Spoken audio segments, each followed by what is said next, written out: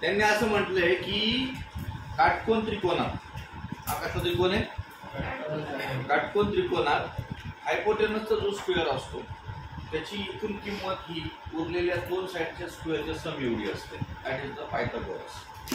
आता आपण हे स्टेटमेंट वारंवार ऐकले, पाहिले आणि याच्या आधारे आपण काही उदाहरण सोडवले. परंतु हे विधान कसं प्रूव्ह करायचं हे आता आपल्याला याच्यामध्ये बघायचं. त्याशिवाय आपण काय म्हणणार आहे ते. ठीक आहे.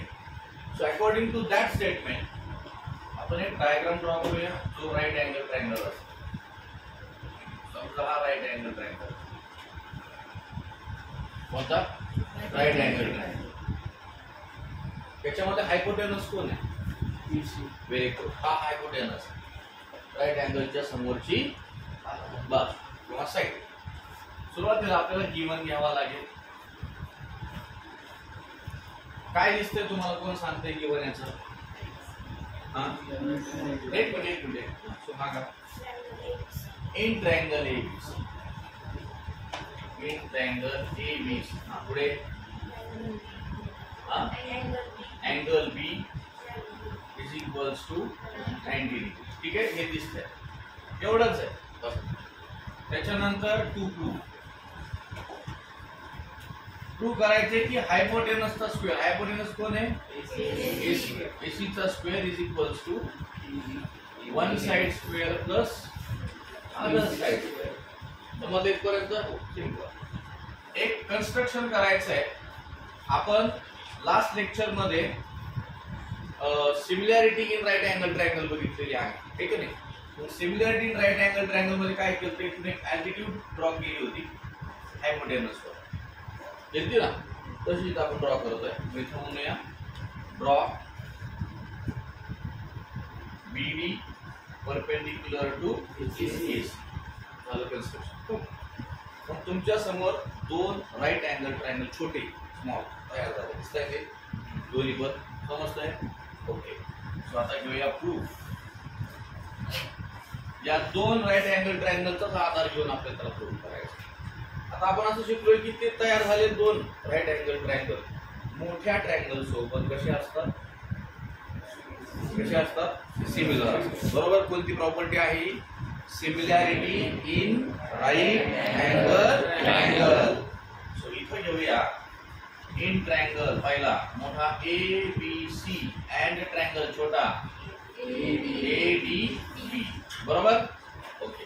आता हे डायरेक्ट इन म्हणण्यापेक्षा डायरेक्ट सिमिलर दाखवतो काही प्रॉब्लेम नाहीये. डायरेक्ट सिमिलर दाखवूया. कारण द्यायचं similarity in right angle triangle. Okay. आता हे झालं सिमिलॅरिटी इन राईट अँगल ट्रायंगलच्या थ्रू हे दोघं सिमिलर आहेत. मग यांची करस्पॉन्डिंग साइड्सचे रेशो घ्यायची. ओके. संगत बाजू. कोणत्या संगत बाजू आहे याच्यामध्ये? तर आता पहिली सपोज तुम्ही AB घेतली. कोणती घेतली? AB. AB कुणाची आहे? मोठ्या ट्रायंगलची AB घेतली. छोट्याची तुम्ही काय घेणार आहात? AB. तर AD घेणार. काय घेणार? AD. मग दुसऱ्या ट्रायंगल म्हणजे मोठ्या ट्रायंगल तुम्ही सपोज हायपोटेनस घेतला तर छोट्याचा हायपोटेनस काय येईल? AB येईल ना इकडचं. नंतर आता तुम्ही याचं BC घेतला म्हणजे बेस. तर याचं BC कोण आहे? BD.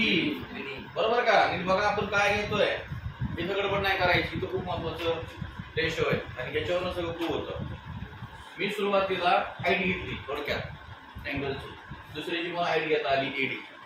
नंतर मी त्याचा हायपोटेनस घेतला. तर छोट्याचा मी तुम्हाला हायपोटेनस घ्यावा लागेल. राईट अँगल इथे आहे. हायपोटेनस समोर झाला AB. आणि शेवटी मोठ्याचा बेस घेतला. छोट्याचा मी काय घ्यावा लागेल? बेसच घ्यावा लागेल. That is the ratio. इथं म्हणायचं करस्पॉन्डिंग साइड्स ऑफ सिमिलर.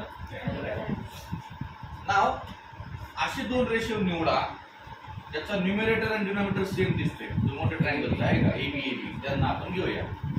इथे घेऊ AB अपॉन AD बरोबर AC अपॉन काय? AB. यांना क्रॉस मल्टिप्लाय करायचं. AB इंटू AB काय यानं सांगायला? Yes very good. AB square. ठीक आहे. आणि या दोघांचा गुणाकार एडी इंटू इक्वेशन नंबर 1 असं देऊया. काय केलं समजलं का सर्वांना?